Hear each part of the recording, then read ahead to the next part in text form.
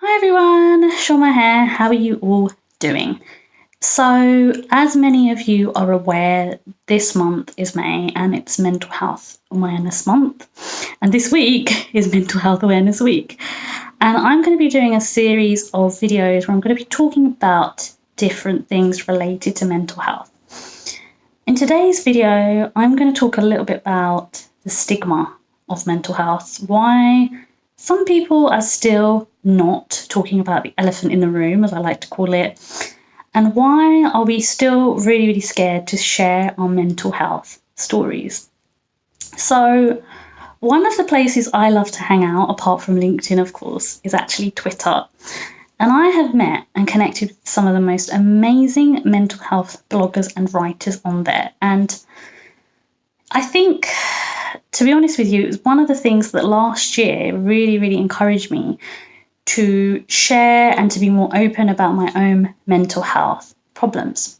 But when I initially started my business, even though I'm a qualified careers counsellor, I've got the QCG, I've helped a lot of young people through their own challenges related to mental health, I have often been hesitant to talk about the elephant in the room, as I like to call it, because as someone who is Asian, I feel as though we don't necessarily like to talk about mental health issues. We don't want to openly express, oh, we've had, depression, or we're suffering from anxiety, or we're having other issues. Because with these videos that I am going to be doing over the next week, I'm going to be talking about anxiety and depression. I'm going to be talking about work-related stress and how it can really, really affect us. And I'm also going to be talking a little bit about quite a personal video, which I have been scared to do, but it's linked around some of the posts I saw, not just last week, but the week before, when someone came on here and they spoke about something really, really personal related to women's health. And there are a lot of reasons why people go through mental health problems. And the stigma and the patterns that I keep on seeing, I actually did quite a long Facebook Live of half an hour, actually it was, where I spoke about why we're going through this stress and mental health sort of epidemic. And I'm going to actually be sharing that in a blog post later this week, so that if you want to go and watch that video, you can. But one of the reasons why I think we're still not talking about it is because there's a massive shame around it. And I remember when I shared my Guardian article, I did like a little opinion bit that they included in my article. Well, it was their article on there and I had a little opinion bit on there. I remember the masses of support I got, which I didn't expect. I thought people would be like, oh my God, what is Shoma doing? Then I did my Happy Feel story, sort of at the beginning of this year. And again, I got lots and lots of support. And the thing is, if we're not openly sharing that, look, we're feeling anxious about going to this event, or we have anxiety because we've gone through bullying, or we've had a traumatic event, or this and that, then how are we going to move forward with this? How, right? I went to go and see my counsellor last week, and I haven't gone to see my counsellor for over a year. I'm quite proud of myself, because there was a time when I would have to go and visit her at least every 2 or 3 months, right? And she's a private counsellor that I found through the counselling directory, because there was a point where I knew that if I went to my GP, I would have to wait another 6 months, and I just didn't have the inclination or patience to do that, because this is when I was going through my anxiety and depression at work, and I was already feeling like all over the place. I needed somebody sooner. And it isn't an option that everybody can take, so I am aware of that, but I do think it's very, very important that we all look after our mental health. But the stigma around talking about these things, the stigma around really, really being, in a good place where you can share these experiences, it takes a lot of time. It does.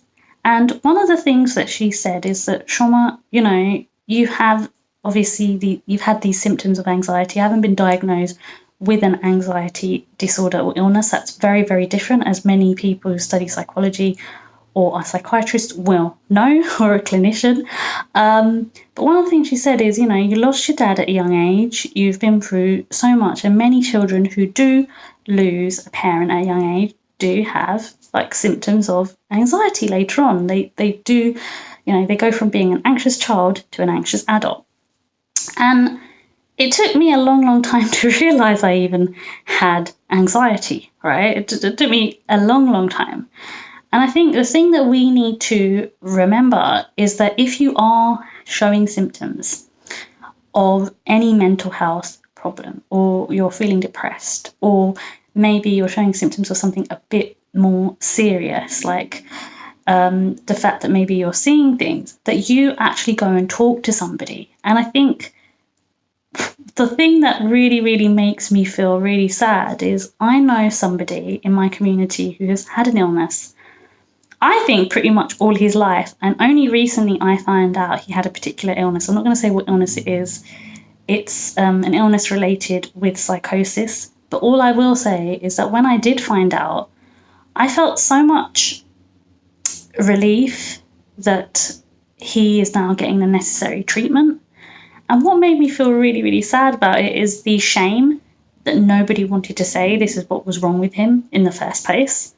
And this is the problem. The problem is that we're not open enough to share that this is what's going on with us. And I know it takes a lot of guts, and you might be thinking, oh yeah, you're able to talk about it.